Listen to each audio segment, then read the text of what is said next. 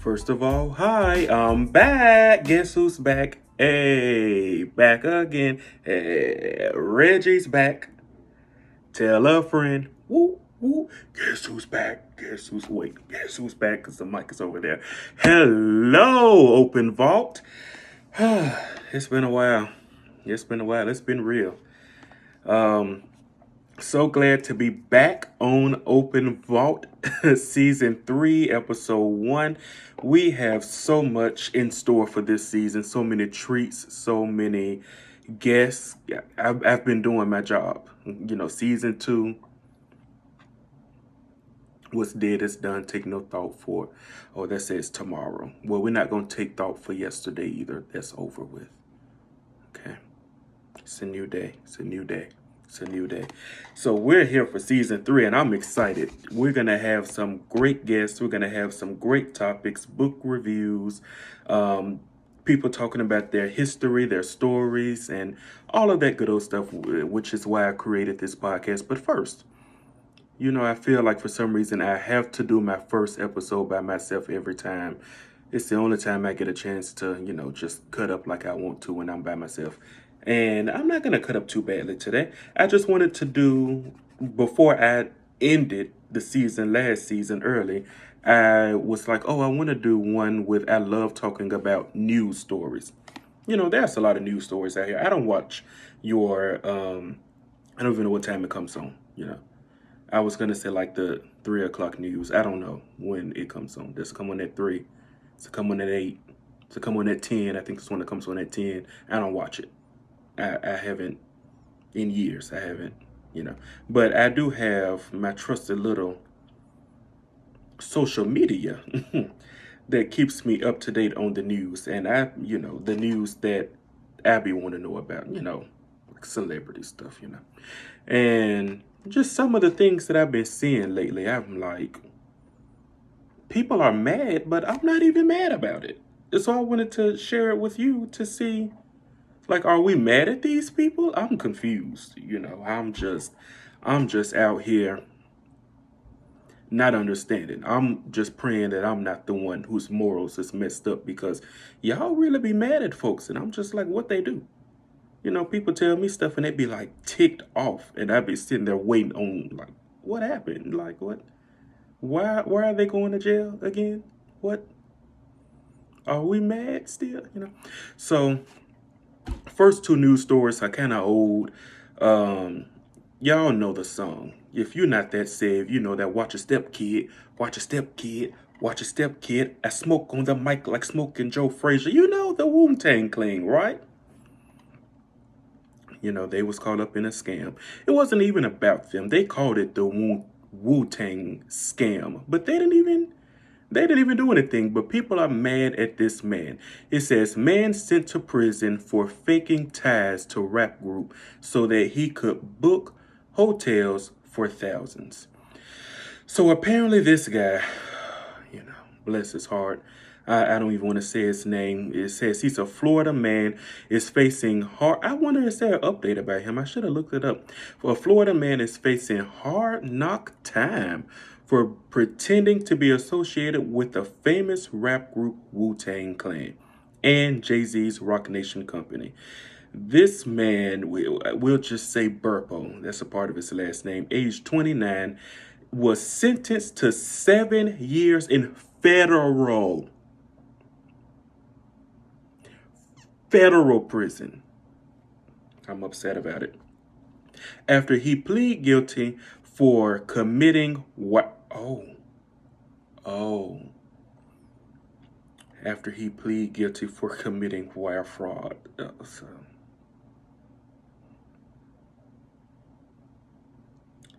A moment of silence. I don't really read these in totality. People send them to me, and I kind of read like the headline, and I maybe go to like the Baller Alert or something on Instagram to see what they're saying. They're ghetto over there, kind of how I like it. And they didn't say that he pled guilty to wire fraud. Ouch. Um, yeah, so it said that he tried to book 10 rooms and have $25,000 worth of credit applied to the King Suite for the artist. See, sir, I could have gotten you off if you didn't do the wire fraud. But I could get you off because I'm blaming the hotels. They say they say the guy was using the email rocknation832@gmail.com. This is why I'm blaming the hotels, because how I read somewhere that he had gone to like a lot of different hotels of booking rooms, and they allowed him to go there and book them. Well, they didn't, but I mean, you could have done it at gmail.com. Rocknation at gmail.com. This is why I thought we were going to blame the hotel employees, because somebody should have paid more attention. And I remember saying that he did go a very long time before he got caught. And he did get thousands of dollars worth of rooms. I just didn't know that the man of God committed wire fraud. Okay. Well, that's awkward. So let's move right along. Can't do nothing for you, Mr. Burpo. Arizona man is accused of faking his kidnapping to evade work. Now, this one I read. Okay, I read it. I was like, I gotta see what's going on with this guy. There's clearly something. Are we mad at him? So what happened with this guy, Mr. Souls? We're going to just call him Mr. Souls. He allegedly, I guess I have to say allegedly. I didn't have to say allegedly with the last guy because he pled guilty. So allegedly, Mr. Souls, he just faked this kidnapping because he didn't want to go to work. We've all had, been there. Okay. Been there. Lying if I'd said I hadn't. So he says that he told police that two masked men had kidnapped him, knocked him unconscious, drove him around. If they knock you unconscious, how to drive you around? How do you know? But they drove him around, just dropped him off somewhere by some water, and he was left there, and that's where he was able to, get in touch with police. Now, people were saying he needed to be locked up because they were like, he's wasting tax dollars. He's, the police could have been answering some other calls that was more important, that was real. And he should be in some kind of trouble because this is this is a crime. I say let this man free. Let this man free. Get him a free premium membership at Indeed.com so we can find his new job. Somebody needs to get him a scholarship so he can go to school, so he can qualify for something else. I say give this man help this man, okay? He don't need to go to jail. Why are y'all putting him in jail? Some of them police officers was like, dang, this was a good idea. I probably should have. I didn't want to be at work today. I didn't want to be answering this call. I probably should have done this myself. Now he done put it out there for everybody to see. Can't nobody do it now because he want to make the news. But I'm not even mad at the guy. Are y'all upset? Because, I mean, come on now. How far have you gone? Some of y'all probably watching this laying in your bed right now on this Monday morning, done called in to work lying, talking, I'm sick. Liars. Y'all didn't do nothing better than him. He lied. Y'all lied. Y'all can just form a group together. Get some good job offerings. I think that the man should be free. So this guy, he created this whole story, and he was saying that he was outside of his home around 7 in the morning, and somebody came up and knocked him upside the head, knocked him out, gagged him or put a bandana in his mouth, tied his arms, dropped him off on side of the road, and they were doing this because his dad had a large amount of money hidden somewhere around the city. Beautiful story. It would make for a very, very good Lifetime movie. It took him a while to come up with that, I'm sure. You know, this guy, he didn't think, you know, people now have Ring cameras on their doors. So apparently somebody had some on their door. They looked at surveillance and they were like, we don't see you get knocked upside your head. You know, so maybe he should have said something like the back of the house, you know. I don't even know. I really wish he would have thought this out a little better. The man just didn't want to go to work. He worked at a tire shop. I mean, you know, part of me says, how hard could it be to put a tire on, you know? But I just dropped my car off a few minutes ago to put a tire, get them to put 4 tires on. That was like 5 or 6 hours. It's like, it's going to be 5 or 6. So this guy, I imagine, we're not even going to get into that because I'm very upset. But this guy, I imagine, 5 or 6 hours putting on, he's tired. He doesn't want to, he has to deal with these bad attitudes. He didn't have to go out and throw himself. How many of y'all have laughed this week, huh? This year? Because a lot of y'all, I got around somebody. I have a friend who, she says her coworker, every time she looks around, has come in contact with somebody who has had the virus. Every time you look, like every other week.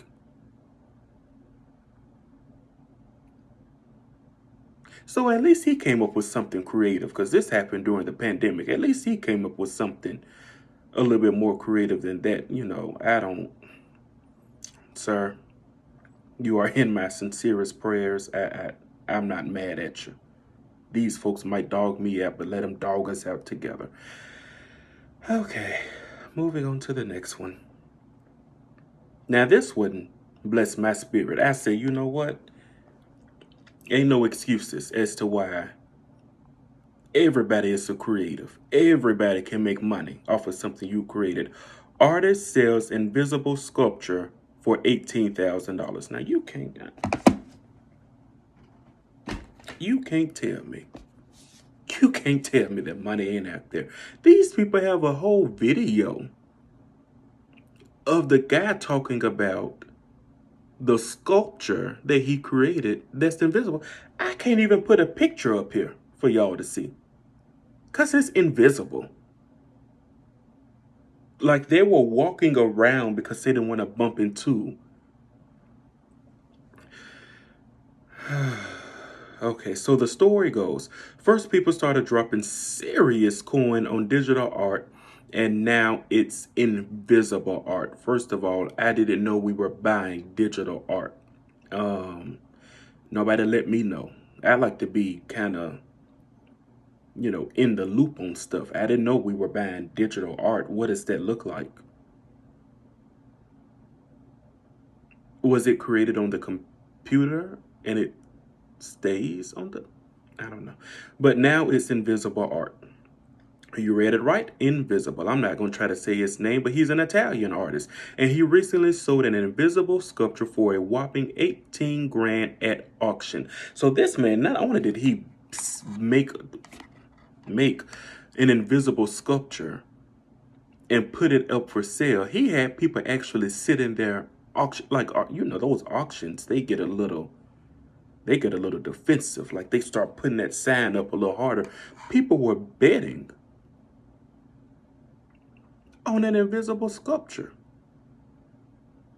If that ain't faith, I'm a preacher. If that ain't faith, betting on what you can't see. The work is titled I Am, and it exists only in the artist's mind. The person who paid $18,000 for the work gets a stamped certificate as proof of purchase. And the artist says that it must be placed. He says that it will be placed in a private home, and that the space that it's going to be placed in must measure 5 feet by 5 feet without obstructions. Light and climate control are not factors. I imagine they're not. I imagine they are not. So what this man has done was gotten 18 grand for a space in your house so that his imagination can rest. You paid this man $18,000 so that he can now own a 5 by 5 foot area in your home just for his imagination. If y'all don't take out a piece of paper and write something on it and put it up for auction, you think I'm not about to? My imagination is wild. He has a 5 foot by 5. My imagination is a little bit bigger than that. I imagine I can at least come up with, I don't know, 6 by 8. Who's, you know what? Episode 2, we're doing an auction. Y'all buying this. 18 grand. We started at 19. I ain't saying he ain't a Christian, but I'm saved. Yo, at least your sculpture gonna be sanctified coming from me. You might not see it, but trust me. Next to last story. Now this is one. I'm not gonna say I'm not upset with her, but I'm not gonna say that I am upset with her. I don't know. Duchess turns down $1.9 million of an annual allowance. Claims it will make her uncomfortable. That's literally the word that she used.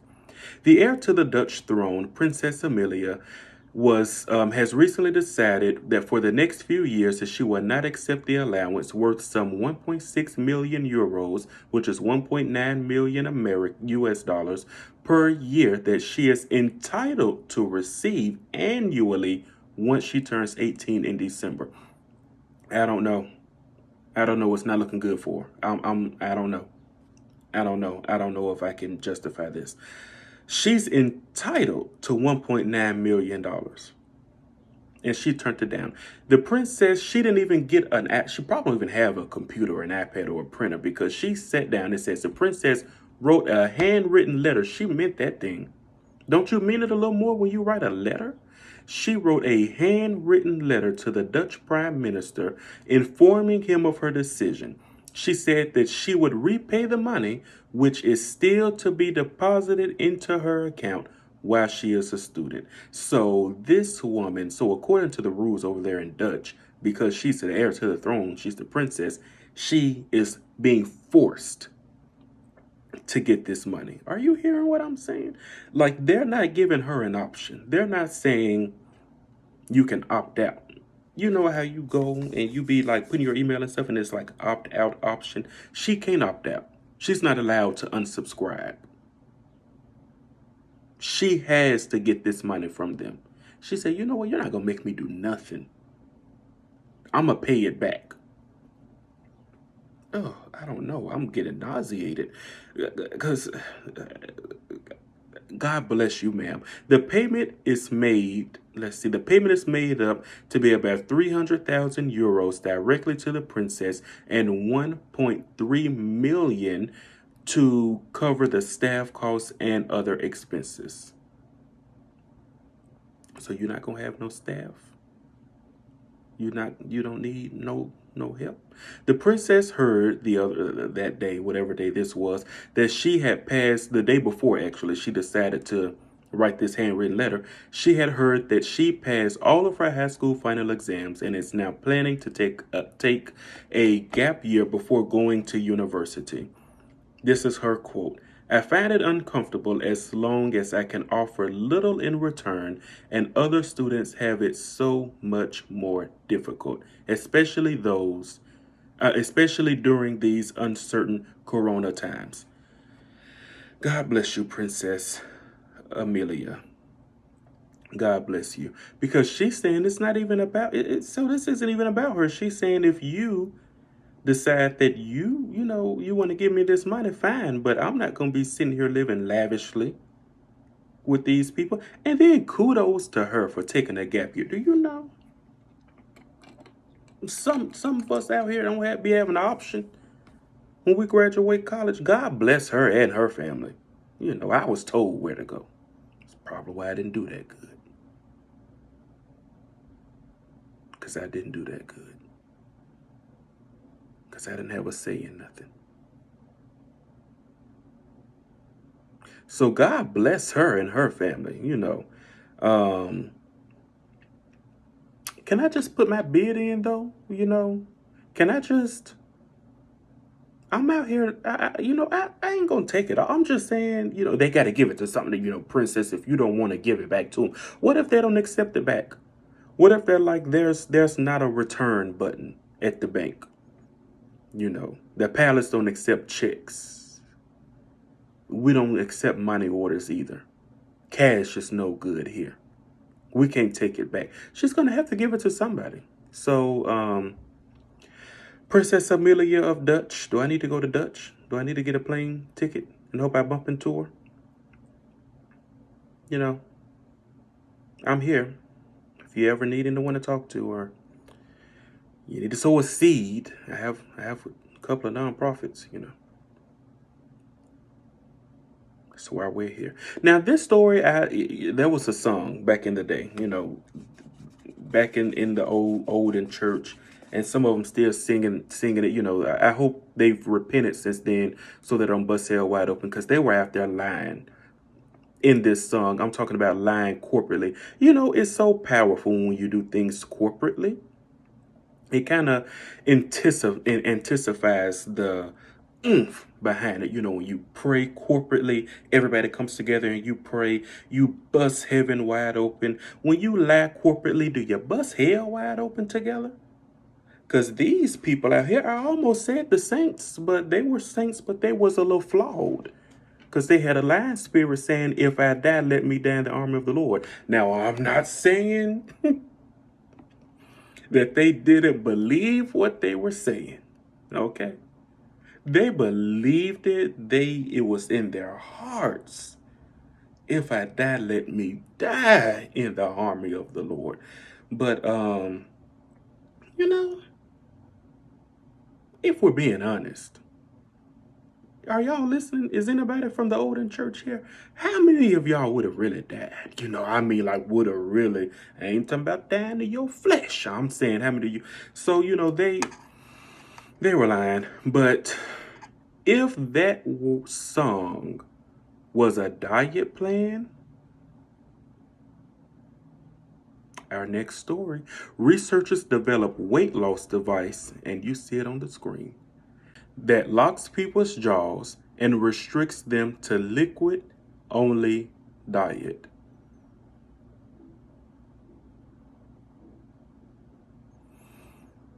Sometimes I have no words. Is that quarantine 25? Is that quarantine 25? Just something that you cannot see yourself fighting? Are those sugar cravings a little too much for you? I don't know. So this is a real thing, y'all. So this says that the weight loss device, it uses magnets to lock the person's jaw shut, allowing them to consume only liquid. How bad do you want that lost weight? How badly do you want it? So badly that you'll be able to lock your jaw shut, literally? There's a new device if that's what you want. I don't want it. I don't think I want that. I don't think it's that serious. Because I just have, I just have some questions. They're saying that in case of choking or panic attacks, that it is equipped with an emergency release. How equipped with this emergency release? How fast can I get this off? Because my thing is, okay, you're thinking about, oh, my jaw is locked shut, so I can't hardly open my mouth. I just got to drink stuff. But what about when you have to, we all have had those sneezes. I hate a sneeze. I don't like them. I don't like to sneeze. I don't like when people sneeze around me. I don't like when people sneeze around across the room. Please, for the love of all things good and holy, don't sneeze 2, 3, 4, 5, 6 times back to back. I don't like a sneeze. Well, we've all had one of those sneezes that like sneak up on you, like be like gotcha, and you just instantly you know, when them real hard that hurts your chest, like it's from your gut. What is gonna happen with that? Is that gonna like rip my tooth out the top of my mouth? Because your mouth flies open when you sneeze. Do you wear this to bed? Because I don't know what I do when I'm asleep. Am I sneezing in my sleep? That's actually a good question. Do you sneeze in your sleep? I hope not. Anyway, I'm just very confused. So I just wanted to let y'all know, those of you who serious about it, about what? About losing that Corona 25. Isn't the news so interesting? At least the news that I be listening to, you know. I don't know what y'all be listening to. But I really wanted to do this other news story. Don't have time for that story though. Got a lot to say about it, as you can imagine. But anyway, on to news about us as a podcast network. So, as you know, we're pretty new to this. Think last year, I think we're coming up on the 1 year anniversary of Open Vault podcast, and not long afterwards, I started the Reggie Whitley Podcast Network, and so very excited to be coming up on that 1 year anniversary. Um, we do have, like I said, a few guests, but one of the shows that we're gonna have, I'm pretty excited about, is Chantel Bettis Brown. You know, she has her own podcast over on this network, The Awakening with Chantel Bettis Brown. And she regrets that she couldn't finish this season. She had some personal things to come up with her family, and she wasn't able to finish her season 2. So that's why she cut it off a little early. But she says she's coming back strongly season 3. We're excited to have her, but she is going to be on this season as well. She's gonna of my show. She's gonna have her an episode where she is gonna be a guest along with her sister Walisha. If you watch Chantel's show, I think it was like season 1, around episode 2 or 3. I was one of the first guests along with Walisha, and we were in the heat of the pandemic. People were just going crazy because they didn't know what things were going to look like. There was no toilet paper on the shelf. Sad note, a friend called me the other day who is, she's a medical researcher and healthcare advocate, and she keeps me up to date on some stuff I listen to, some stuff I don't. And she told me that they're basically to go ahead and start stocking up. This was maybe a couple of weeks ago, 2 or 3 weeks ago. I don't know when I'm going to release this. She told me to go ahead and start stocking up on toilet paper and tissue and Lysol and bleach and stuff. I don't know what y'all planning out there, America. I don't know if y'all planning on doing that same crazy mess y'all pulled last year. Let's not, okay? I hope I don't release this too late. I might need to push the date up, because that was ridiculous what y'all did last year. Buying up all the tissue. What you buying the tissue for? Why are wing prices going up? Like right now, they're high. Apparently, I don't know, my wings still cost the same. But people are saying that wing prices are going up. Anyway, so back then we were just in the beginning of the pandemic, towards the beginning, and children were going back to school. So she brought me on because I was helping someone, a family member, with their schooling, and it was stressing me out.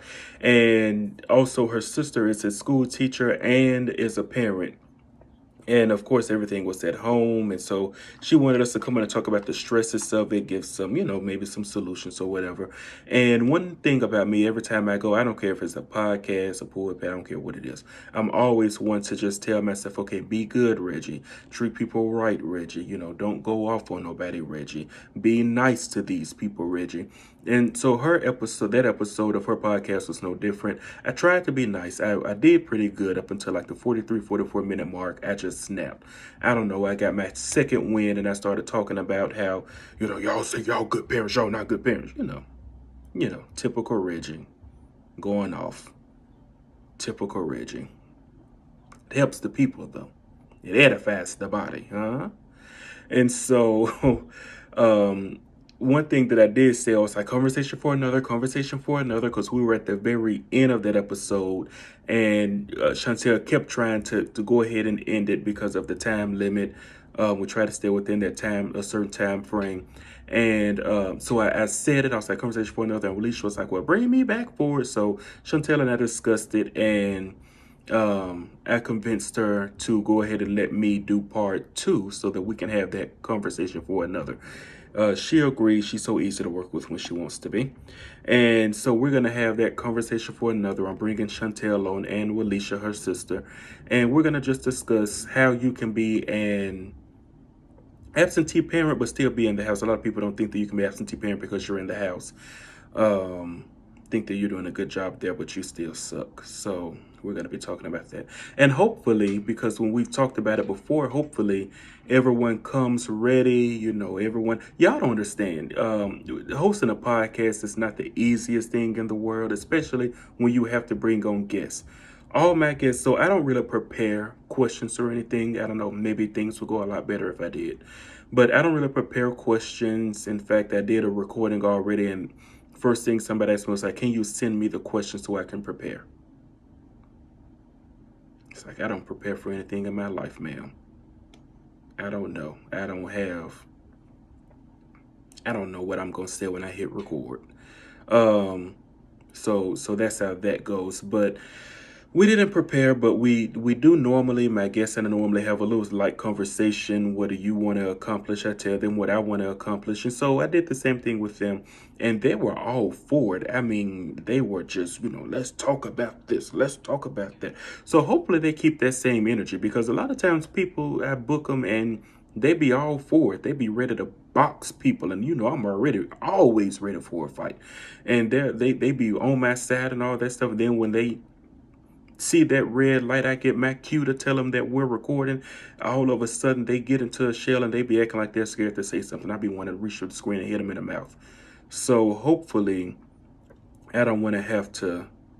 They don't give me a reason. Let me put it that way. Hopefully, Chantel and Walisha don't give me a reason to want to have to hit them in the mouth the next time I see them. They're both married. I don't care. I'm not scared of their husbands. So yeah, that's going to be that. We're going to have a few more people. I'm not going to tell you everybody. And I'm just excited about this season. So we are in for a treat. We're going to get some good stuff. We're going to have some fun. We're going to promote some books. We're going to put people's businesses out there. And we're also going to, piss a few people off. That's what I do. That's why I wrote a book on prayer. Because y'all be out here lying to these people talking about what scripture's saying. The scripture don't really say it, or you be saying it means something. It doesn't really mean it.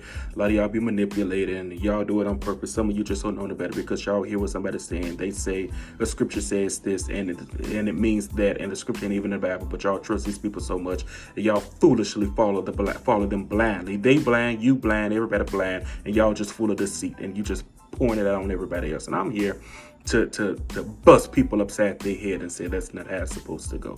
So I also write another book. I think I'm going to just release that book for free because it's going to be a little short book, because a lot of y'all out here starving yourselves and you're going on diets and you have people thinking that it's a fast. And okay. So thanks for coming to the Open Vault Season 3 premiere. I better get off of here because I'm about to get upset. So have a good one and come back next Monday for Season 3, Episode 2.